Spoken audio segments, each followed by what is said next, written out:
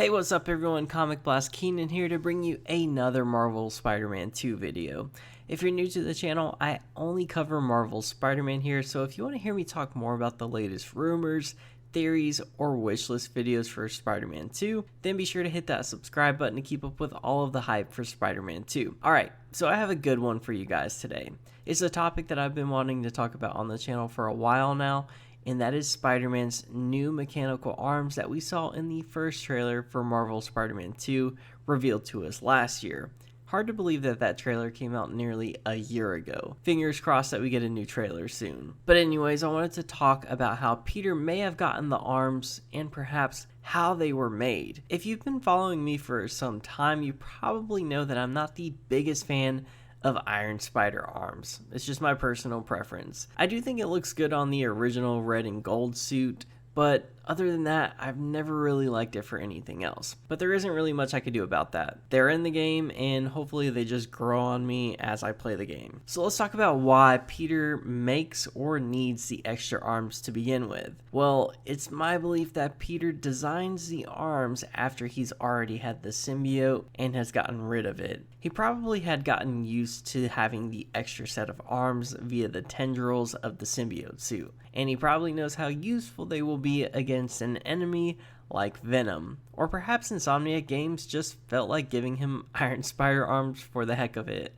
I was actually doing some research for this video, and while I was looking through my book, The Art of Marvel Spider-Man, I came across some very early concept art for Spider-Man in which he did have the mechanical arms, and that concept art pretty much looks identical to the ones that we see in the trailer. So maybe it's just something that Insomniac has always wanted to get to, and they put it in this game. So let's now talk about how he gets the arms. Well, I myself think that the tips of the arms look eerily similar to the ones of Doc Ock's arms in Marvel's Spider-Man. So is it possible that Peter perfected what Doc Ock set out to achieve with this technology? It's definitely possible. With more time to work on the design, he may have figured out a way to get the arms to work without the possibility of them altering his personality. This is certainly one option.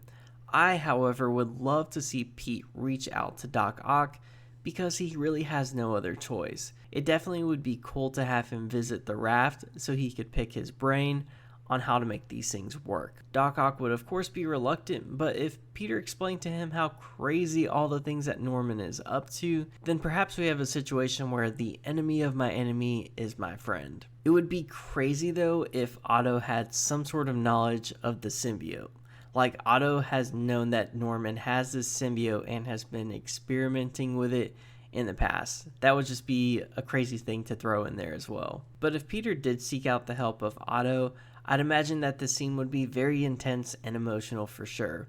I feel like it would need to be in order to get to that point where Otto would help Peter with the Iron Spider legs. We would need to get that scene out of the way before anything else. I could definitely see something like this happening in the story, and I would be all for it. Another reason Otto may possibly help out Peter is to potentially set up a Superior Spider storyline down in the future. Perhaps that is what Otto is currently plotting while he is in prison. Just something to throw out there. Another option for how the Iron Spider arms are made is that it's simply programmable matter. We now know that programmable matter is a part of this universe, so maybe Pete and Miles both work on this tech together and Miles helps him develop it for the arms. I don't think that this option is super likely, but I think there is a chance that it could just be programmable matter. All in all, I'm very curious to see how it plays out. No matter what, I can definitely see myself playing through the entire story without using these arms if I can. I'm hoping it's just a cool new feature for players and it's not integral to the gameplay of this game. But be sure to leave me your theories in the comment section so we can discuss. I always love hearing your theories on this game. Before I leave, I wanted to answer a few frequently asked questions regarding the photo mode contest that I am currently holding. If you want to enter that contest, I'll have a link to that video in the description of this one where I give details on how to enter. But back to your questions. This contest will end on Wednesday, August 24th.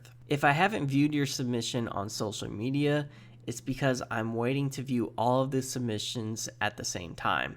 This will keep me from showing any favoritism to the ones that are fresher in my mind. I'd rather just view them all on the same day so I don't forget about the ones that I saw maybe a week ago. And yes, you can use photos from either Spider-Man Miles Morales or Marvel Spider-Man. Either one is fine. Those are just a few of the questions that I see asked a lot in my comment section, so I wanted to get that out there to you guys. Hopefully it's helpful. But I appreciate you guys so much for watching, and until next time, I'll talk to you guys later.